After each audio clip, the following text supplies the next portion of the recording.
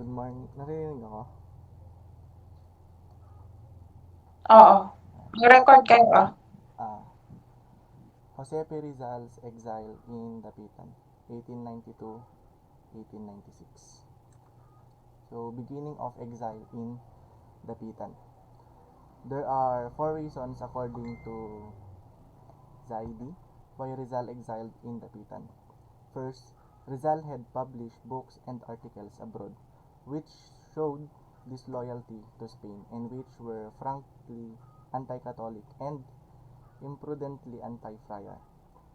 Second, a few hours after his arrival in Manila, there was found in one of the packages a bundle of handbill and humble generosity of Filipinos is satirized, and which accusation is published against the customs of religious orders. Third, his novel El Filibusterismo was dedicated to the memory of the three priests, Burgos, Gomez, and Zamora. And on the title page, he wrote that in view of the vices and errors of the Spanish administration, the only salvation for the Philippines was separation from the mother country. And fourth, the end he pursues his efforts and writing is to fear from the loyal Filipino breast the treasure of our Catholic faith. A steamer called Cebu carried Rizal to the Dapitan, and it also carried a letter from Father Pablo Pastel to Father Antonio Obac. On the letter states that Rizal could live at parish convent on the following. First, that Rizal publicity retracts his errors concerning religion and makes statements that was clearly pro-Spanish and against revolution. Second, that he performs the church rites and make a general confession of his past life. Third, that henceforth he conducts himself in an exemplary manner as a Spanish subject and a man of religion. Rizal did not agree upon these conditions and rather chose to live in the house of Captain Carnicero, wherein they have warm and friendly relationships. On September 2, 1892, the sleepy town of Dapitan burst in hectic excitement. Captain Carnicero, Dr. Jose Rizal, and Francisco Equilior won in a lottery. Rizal then got his share of 6,200 and he gave 2,000 pesos to his father and 200 peso to his friend in Hong Kong. He invested the rest of the money in agriculture.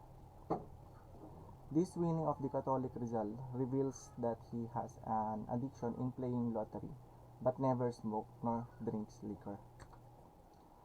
He had a long and scholarly debate with Father Pastells on religion.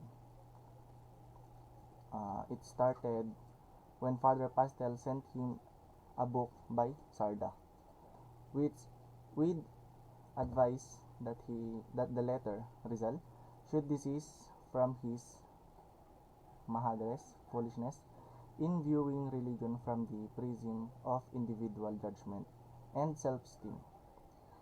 This interesting religious debate may be read in his four letters. In all his letters to Father Pastel, Rizal revealed his anti-Catholic ideas, which he had acquired in Europe, and embitterment at his persecution by the bad friars. So, it is understandable why he was bitter against the friars, who committed certain abuse under the cloak of religion. As he wrote to Blumentritt from Paris on January 20, 1890, I want to hit the friars, but only friars who utilize religion, not only as a shield, but also a weapon, castle, fortress, armor, etc. I was forced to attack their false and superstitious religion in order to fight the enemy who hid himself behind it. So, while Rizal was still debating with Father Pastel by means of exchange of letters, he became involved in a quarrel with a French acquaintance in Dapitan, Mr. Juan Lardet, a businessman. This man purchased many logs from the lands of Rizal. It also happened that some of the logs were of poor quality. So, Father Pastel, aside from his personal efforts to persuade Rizal to discard his errors of religion, instructed to Jesuits in Mindanao, Father Obac Cura of Dapitan, and Father Jose Villaclara, Cura of Dipolog, to try their best to bring back Rizal within the Catholic fold. Furthermore, he assigned Father Francisco de la Pola Sanchez, Rizal's favorite teacher at the Ateneo de Manila, to Dapitan. Marco. Good day, sir. I'm Avel and Malvar from BSCS A. Let's continue. Idyllic life in Dapitan. In Dapitan, Rizal has a exemplary life. Idyllic in the Serenity since August 18, 1993. Member of his family took turns in visiting him in order to assuage his loneliness in the isolated outposts of Spanish power in the Moroland. Among them were his mother, sister, Sister Trinidad, Mauricia, and Prudencio. He built his house by the seahorse of Talisay, surrounded by fruit trees. He had also another house for his schoolboys, and a hospital for his patients. Next, Rizal encounter with Priya's spy, FRIAR'S spy.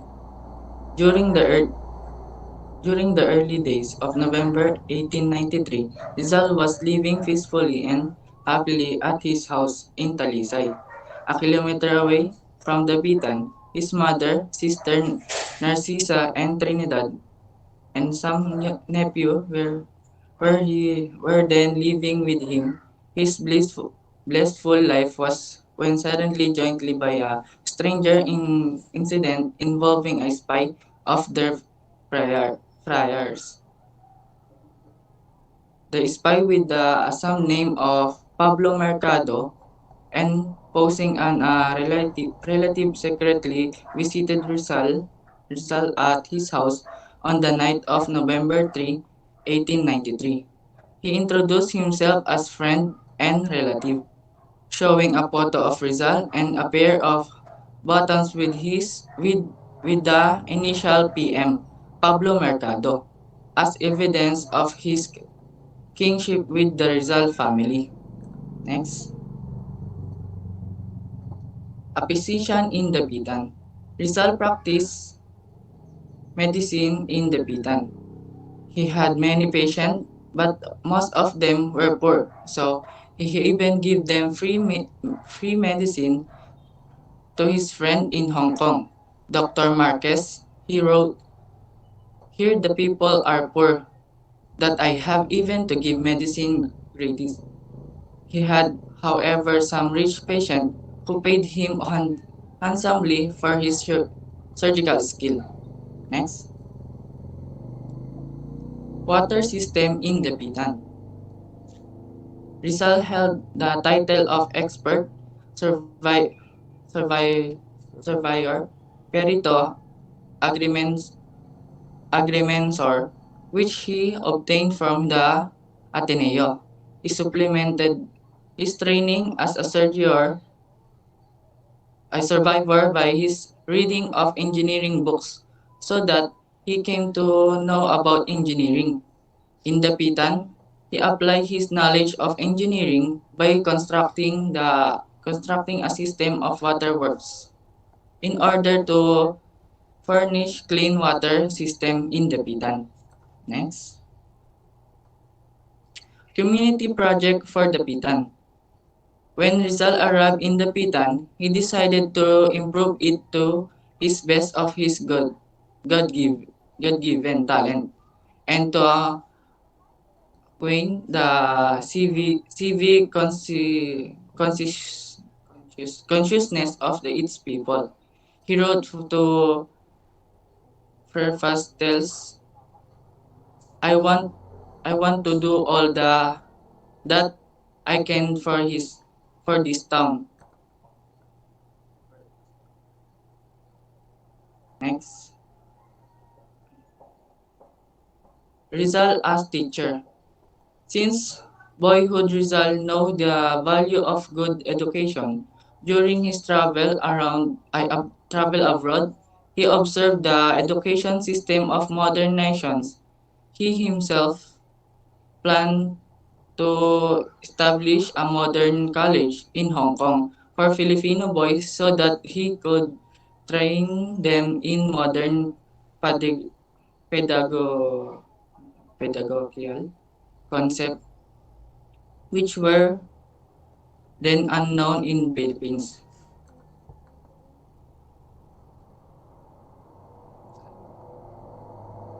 Next, him to Talisay. Rizal conducted his school at his home in Talisay, near Dapitan, where he has his farm and hospital. His favorite rendezvous, which his voice was under in Talisay, three after which of place was named in honor of Talisay. He wrote a poem entitled Himo at Talisay for his pupils to sing. Contribution to science. Rizal found Mindanao a rich virgin field for electing specimen with his pupils. He explored the jungle sand coast, seeking specimen of insects, bird, snake, lizards, frogs, shells, and plants. He sent these specimen of the Museum and Europe, especially the Dresden Museum, in the payment of this valuable specimen. The Europe scientists sent him a scientific book and surgical instrument. Next. Linguistic studies. A born linguistic, Rizal continued his studies of language. He wrote a Tagalog grammar, made a comparative study of the Bisaya and Malayan language, and studied the Bisaya, Cebuano, and Subanum language. Next. Artistic work in Dapitan. Rizal continued his artistic pursuit in Dapitan. He continued his painting skill to the Sister of Charity who were prepared the sanctuary of the Holy Virgin in their private chapel. For the sake of economy, the head of the image was procured from abroad. The basement concealing all the rest of the figure except the feet, which rested upon a globe encircled by a snake in whose mouth in a apple, were made by the sister. Rizal modeled the right foot of the image, the apple, and serpent's head. He also designed the executed curtain, which was painted on oil by an artist sister under his direction. That's Russell. Hi guys, I'm Russel Jason T. Santiago. Rizal as a farmer. In Dapitan, Rizal devoted most of his time to agriculture. He bought 16 hectares of land in Talisay, where he built his home, school, and a hospital, and planted cacao, coffee, sugarcane, coconuts, and fruit trees. My land, he wrote to his sister, Trinidad, is half of an honor from the sea. It is very poetic and very pristic.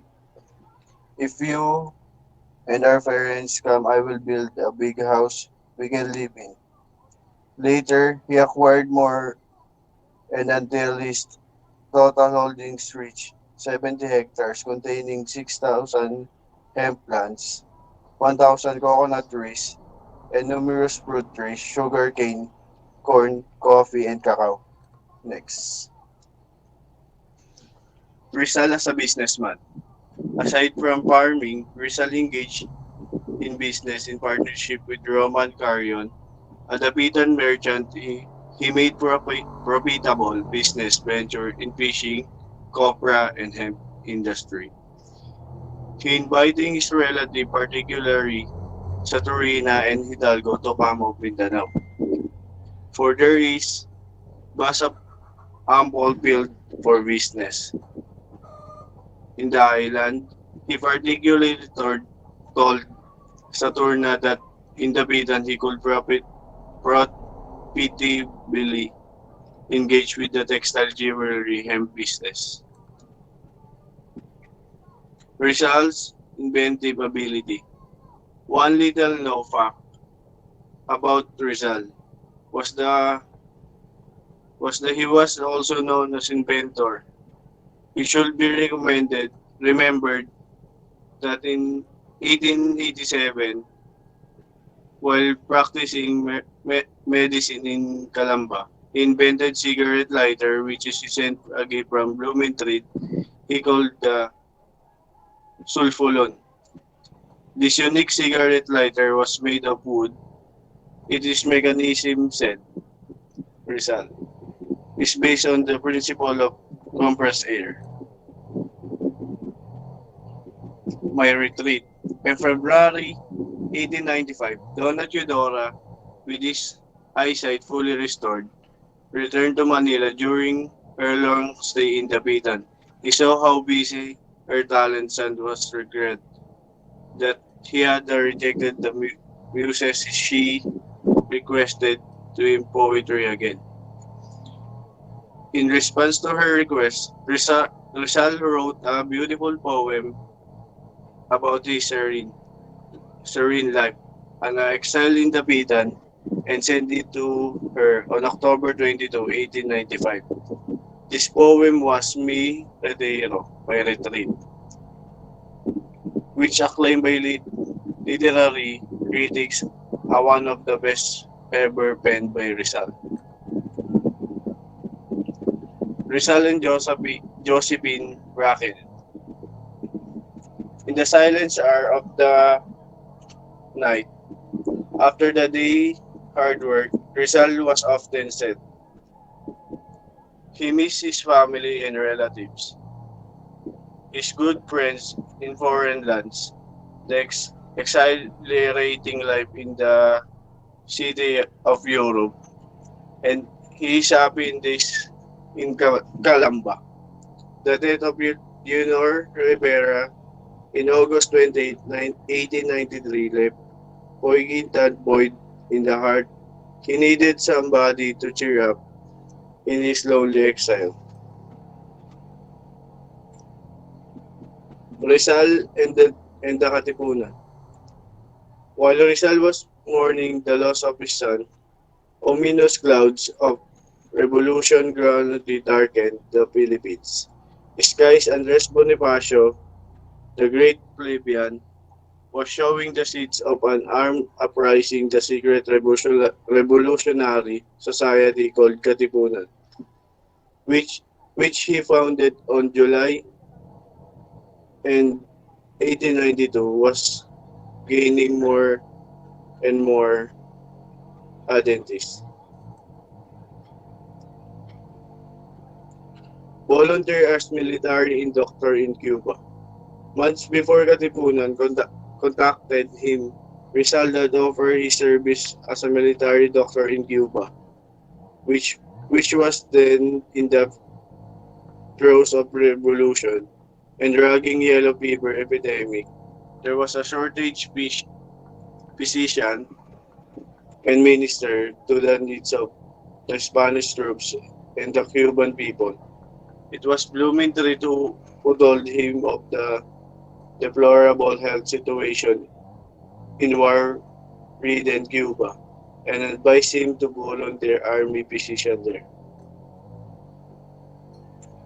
Next. The Song of Traveler.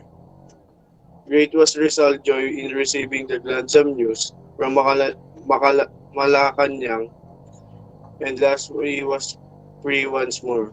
Once more, he was going to travel to Europe then to Cuba. It was a joyous thought of resuming his travel that he wrote his heartwarming poem El Canto de Viajero, the Song of Traveler. Yeah. Next. Adios, Dapitan. Only July 31, 1896, Rizal, 4 year of exile in Dapitan, came to end. At midnight of the day, he embarked on the board the steamer of Spania. He was accompanied by Josephine Narcisa Angelica, Narcisa's daughter, his 3 nephews and 6 pupils, almost all in Dapitan folks, young and old, were at the shore to bid him goodbye. Many wept as a steamer sailed away, especially pupils who were too poor to accompany their beloved teacher to Manila. Farewell music, the town brass, and strangely played the dolorous funeral march of Chapin, and sweet melancholy melody floated in the air. Rizal must have felt it deeply. For presentiment of deaths, it seems the obs- obscure or requiem.